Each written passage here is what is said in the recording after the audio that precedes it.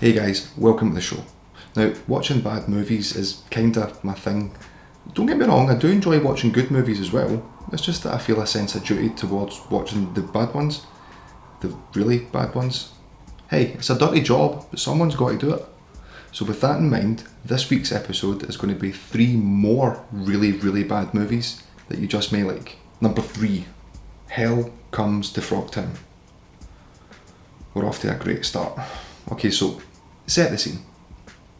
It's a post-apocalyptic future where the world's population has been greatly reduced due to nuclear war, and everyone that's left is pretty much infertile. The movie goes on to explain that the government is now run by women because the men were fighting in the war. The government's plan is to repopulate the earth by going out and finding fertile people. This is the point where Sam Hell enters the picture. He makes a deal with the government that he'll basically go into a town occupied by frogmen. Yes, frogmen. And he'll rescue some fair maidens that happen to be fertile. It's got Roddy Piper as the main star. Roddy Piper. Legend. It's also got Sandal Bergman. She plays the sort of straight-laced character in the movie called Spangle. Yes, Spangle. The movie's also got William Smith. He played Conan the Barbarian's dad in Conan the Barbarian. Frogs with whips. Frogs that dance. Frogs with sunglasses and a fez. It's an action road movie with sort of comedy elements thrown in there and a budget that clearly went on the cast and maybe that fez. Just sit back, mouth open, with a confused look on your face. Something like this. Number 2, Ghoulies Go to College. Ghoulies Go to College was the third movie in the Ghoulies horror comedy series that came out in the 80s. This one came out in 1991 and it's different from the first two. Kind of. Holy shit! It's the story of 3 little smart-ass, wisecracking demons that come up from the toilet when they're summoned via a comic book. Ha! Toilet humour. While the first movie was a horror, this is more of a comedy. The Ghoulies are let loose in a college fraternity.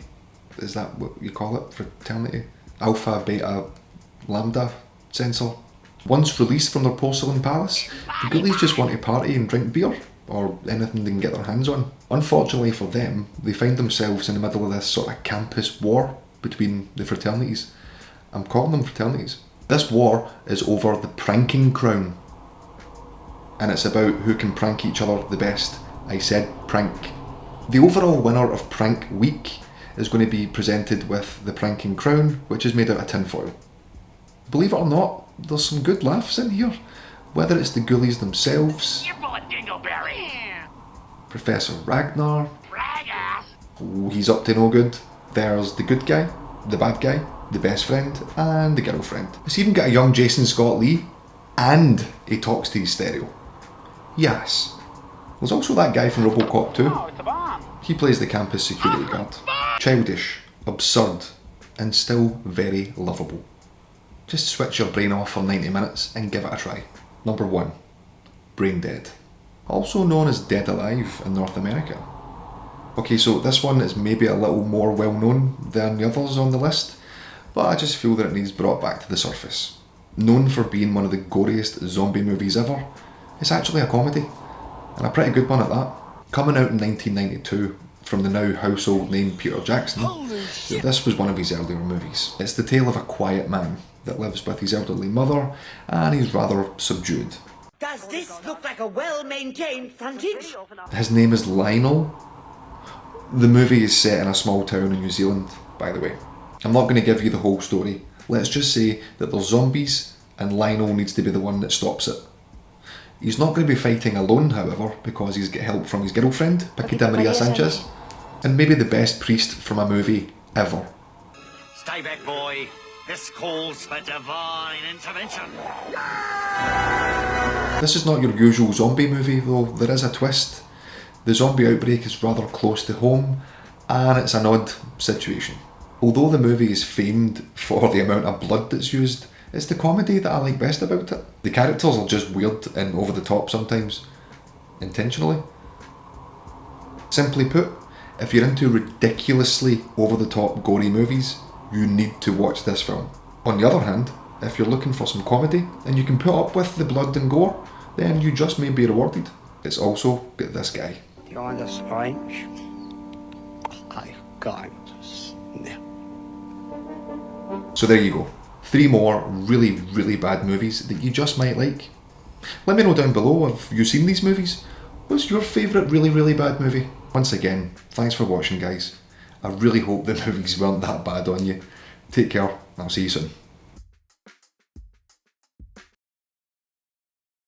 Hey guys, why am I looking at number 3? I was going to say The Return of Swamp Thing.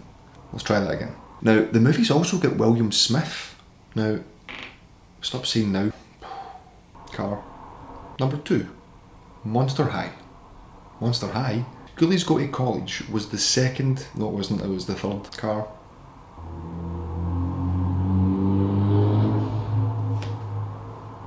Number 1, Car. 3 really, really, really, nope, too many reallys. Car. It's a bus. It's not even just a car. So there you go. 3 more really, really bad movies. Car, Horn, A Horn of Plenty, Bus, Motorbike, you just might like. I'm gonna get her.